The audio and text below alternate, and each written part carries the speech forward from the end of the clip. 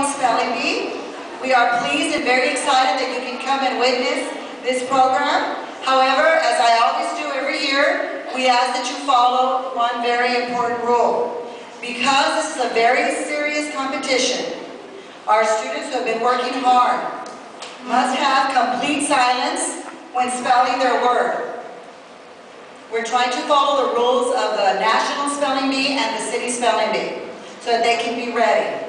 Therefore, you must be quiet at all times of the competition.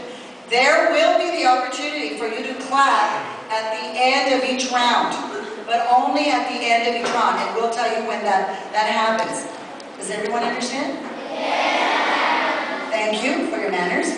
As you know, this is a nationwide competition, boys and girls. The winner from East Point represents our school in the City Spelling Bee against, there's about 15 districts in the city. So the winner from East Point will go on to represent us in the city. Then if our winner is fortunate enough to win the City Bee, that winner goes on to Washington, D.C. And then you will see that winner on national television. ESPN always broadcasts the Spelling Bee. It's a big event, boys and girls. So this is big. Okay, today, this afternoon, you see before you 4th through 6th grade students competing. Students, as a group, will you please stand and be recognized? Let's give them a round of applause.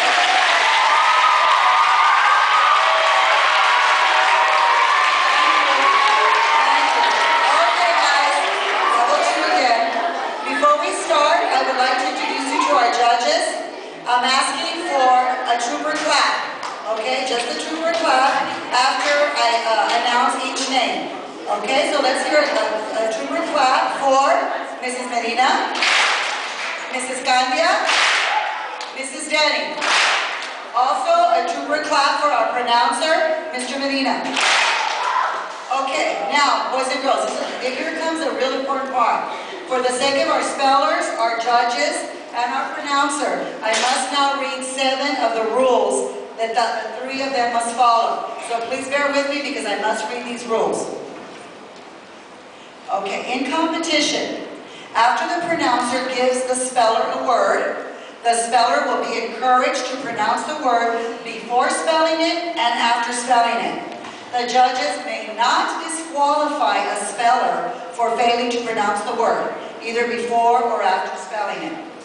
The speller may ask the pronouncer to say the word again, define it, use it in a sentence, provide the part of speech, and/or provide the language of origin. The pronouncer shall grant all such requests until the judges agree that the word has been made reasonably clear for the speller.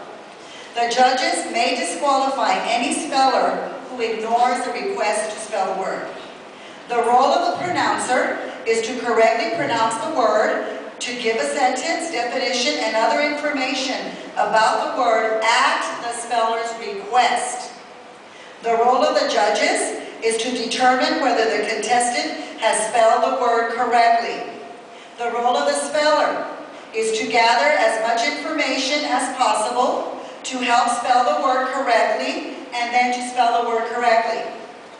Having started to spell a word, a speller may stop and start over, retracting the spelling from the beginning. In retracting, however, there can be no change of letters or their sequence from those first pronounced. If the letters or sequences change in the respelling, the speller will be eliminated. The competition shall be conducted in rounds. Each speller remaining in the spelling bee at the start of a round shall spell one word in the round. Okay? Now, when the number of spellers is reduced to only 2 of you, the elimination procedure changes. At that point, when one speller misspells a word, then the other speller shall be given an opportunity to spell that same word. If the second speller spells that word correctly, plus the next word on the pronouncer's list, then the second speller shall be declared the champion. In other words, spellers, the champion is not the champion until he or she corrects the misspelling of the other speller, and then correctly spells the next word on the list. Okay? We've already discussed this, so you all know, but I needed to let the pronouncer and the judges know. Okay, now we're ready to begin. We're going to start off with a practice round, which does not count. It merely gives our participants an opportunity to come up and practice spelling a word before the real beat begins. I will ask each speller to come up in numerical order, one at a time, and our pronouncer, Mr. Medina, will give you a practice word. No one is eliminated from this round, so it is not necessary to ask for a definition, but the words are easy, and it's just to give you a chance to loosen up. Now, please come up, spellers. Introduce yourself, your grade level, and your teacher. No clapping at this point. And look at Mr. Medina so that he knows that you are ready to spell. Okay, we're ready to begin?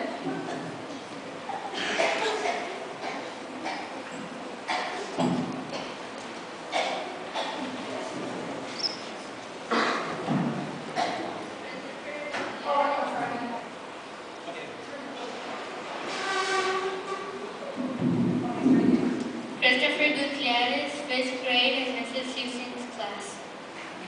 Camping. Camping. C-A-M-P-I-N-G. Camping.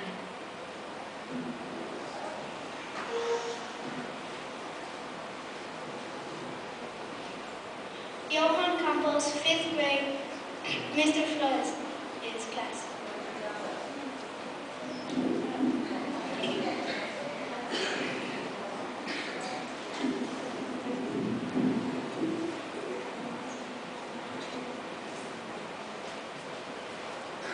Summer.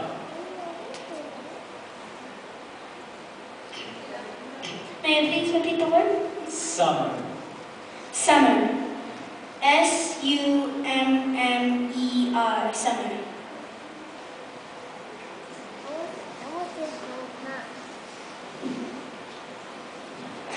Amanda Acuña, 5th grade, Miss Love. Maine. May you repeat the word? Maine. Maine. M-A-N-E. And at this point, we know, I know what I'm speaking, there's different names in the fonts, that which name.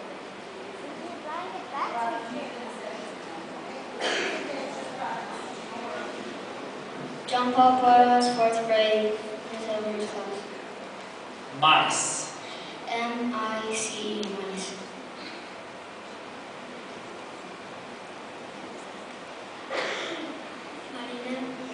Marina Marquez, 4th grade, Miss Elmer's class. Super. Super. S-U-P-E-R.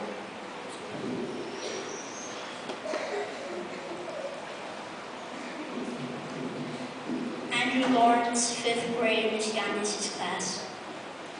Happen. Happen. H-A